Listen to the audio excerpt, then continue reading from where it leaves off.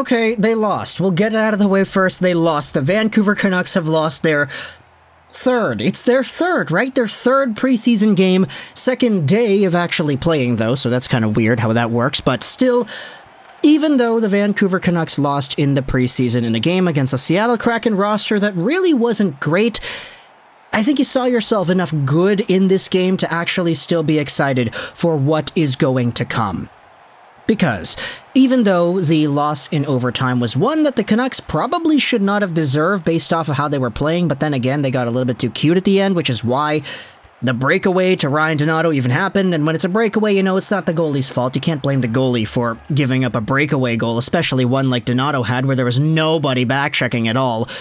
But either way, there were some interesting things to talk about with this game. Starting out with the intros given out to the crowd and everybody on TV. Truth and Reconciliation Day is tomorrow in the country, and I think the Vancouver Canucks did a very wonderful presentation with the ceremony, the songs, the orange shirts. It was all very nice to see. Orange Shirt Day is tomorrow, so if I do end up going out, I'll probably be wearing some bright orange material. But either way, we had ourselves the hockey game, which followed after the ceremony. And it was really weird because, like, right away off the bat, it was Connor Garland and Michael Kempny who went off for roughing 4-on-4, 13 seconds into the game. I noticed that Elias Pettersson looked really good right off the bat. I thought he had a really strong game. He didn't fall down as much as we're used to seeing him as well, which was nice to see. And I also noticed that Shane Wright, oh my goodness, you know how in today's earlier video I said that I wanted to use this Canucks and Kraken game as an opportunity to really gauge just how good Shane Wright is right away? Boy, he walked. Absolutely posterized and took out the jockstrap of Jack Rathbone in one of the earlier shifts in the first period. He came right in, went to the inside, cut quickly back out to the outside, and I mean, the guy is so confident, and you love to see that. He is such a talented player, and he showed that off in today's preseason game. More on Wright as the game will go on, though. But it's not only just these two, Petey and Wright, who showed off very well off the bat. There also was a pretty good play done early on into the first period, wherein Elias Pettersson sent a long pass to a guy by the name of Quinn Hughes. Now playing on the right side, he takes the pass on the left, comes right in, down the boards, he dances into the zone, teases it on the boards. Patience, pass to the open right side, and Kuzmenko comes in, drags, shoots, and scores. Andrei Kuzmenko. First goal in the Vancouver Canucks uniform. It's 1-0 Vancouver, and an absolutely beautiful shot is what gets it done. He changes the angle, drags it a tad, low far side on Joey Decord, and Andrei Kuzmenko gets the building up on their feet. It's 1-0 Vancouver. You then had yourself Shane Wright, who goes off for holding. The Canucks get a power play, and there is some great movement from the first unit here that doesn't even really boast the entire personnel of the first unit. There's no Bo, there's no Brock. I mean, I guess you could say that Kuzmenko being there on the Brock spot kind of makes up for having no Brock, but you had Pearson out there instead of Bo. So it was Petey, Kuzi, Millsy, Hughesy, and Piercy. Really good zone time for this unit. Hughes goes over to Miller, wing to Petey, and Pettersson goes immediately backdoor right to Andrei Kuzmenko.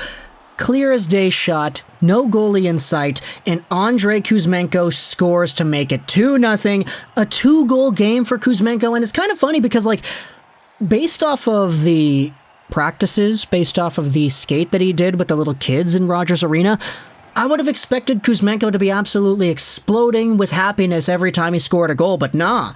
Both of the times that he scored today, he just looked super cool, calm, and collected about it. He just kind of smiled, fist bumped the guys, and then went to the bench. He did not really look all too excited or hyped up. But hey, the fans in the building were. Pettersson just got a wing-to-wing pass from Miller and then went backdoor to Kuzmenko for a 2-0 lead. What more could you ask for there?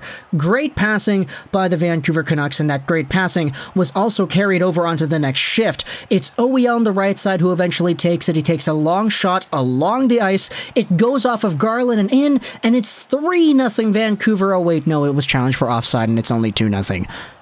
Yeah, if there's a time to go out there and get your disallowed goals, now is the time, because the goals don't matter. OEL, you gotta learn to keep the puck on side, man, especially when you're handling it on the right side blue line like he was. He did a good job with the shot, but man, it was very slight, but it was indeed offside, so it's only 2-0 for Vancouver over here.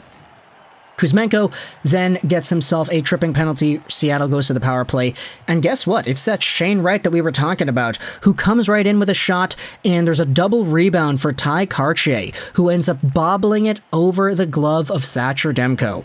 You then have some physical stuff going on. Will Lockwood trips over Borgren, and he goes to the bench. Hughes and OEL got into it with Cam Hughes and another Kraken player in the corner, which resulted in a Seattle power play.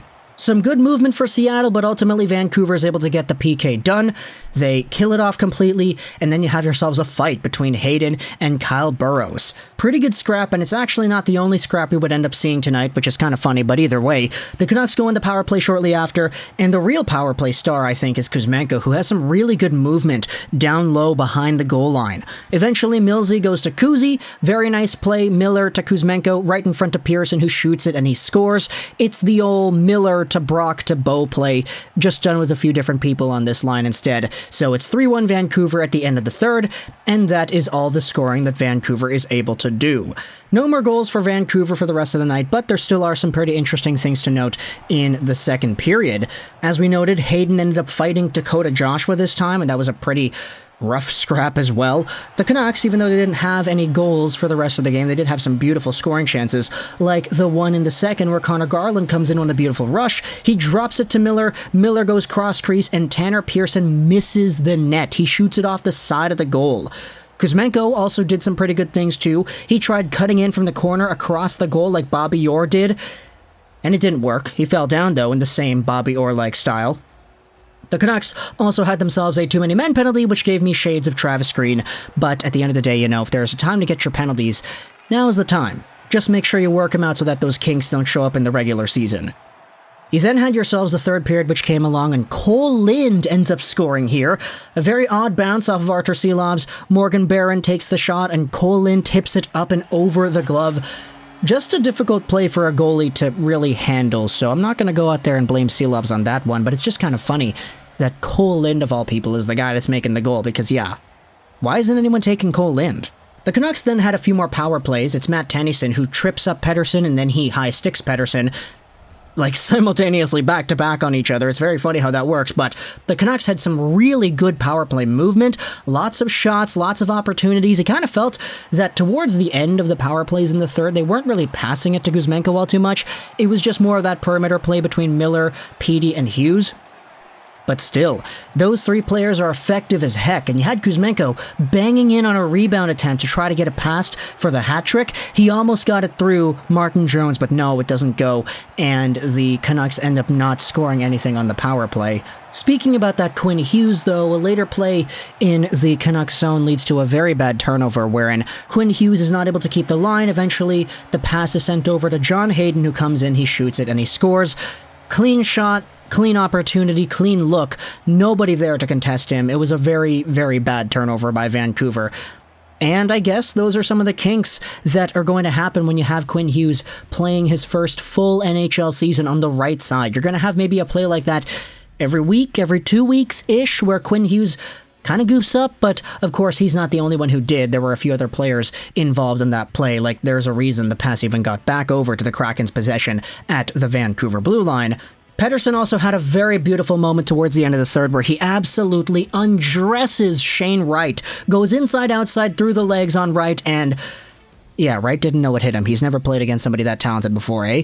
I mean, maybe he has in, training camp or whatever, but still. Pettersson looked good in this entire game, and it definitely carried over towards the end of the third. Overtime was also crazy, too. It started out with a beautiful Kuzmenko chance on the cross crease, but he missed the net. He had a few opportunities, actually, with open, clear looks towards Martin Jones, but Jones gets the better of Kuzmenko, denying the Russian the hat trick. And then you had yourselves even more just cycling around of Hughes and Pettersson and Kuzmenko. Even with Höglander, Garland, and OEL, they just had some good movement out there. Silovs had to make some pretty good saves lying down in his back. He also stopped a 3-on-1 chance, but eventually it is a bad pass by Tanner Pearson, a bad drop pass, attempting to go to Quinn Hughes, that results in a breakaway for Ryan Donato, who comes in, he shoots, and he scores. So even though the Canucks lost, even though there were some fatal mistakes that doomed them in this one, there still were so many good things to pay attention to in this showcase of Canucks hockey that we all hope will carry over into the regular season. Obviously, it's just the preseason, so it doesn't even matter that the Canucks lost, but still, you'd rather see Kuzmenko going out there and scoring 2 goals and an assist than not. Right? So, talk in the comments all your thoughts about the Canucks and the Kraken here tonight on September 29th, 2022. I hope you enjoyed this video. I roll 9, and bye.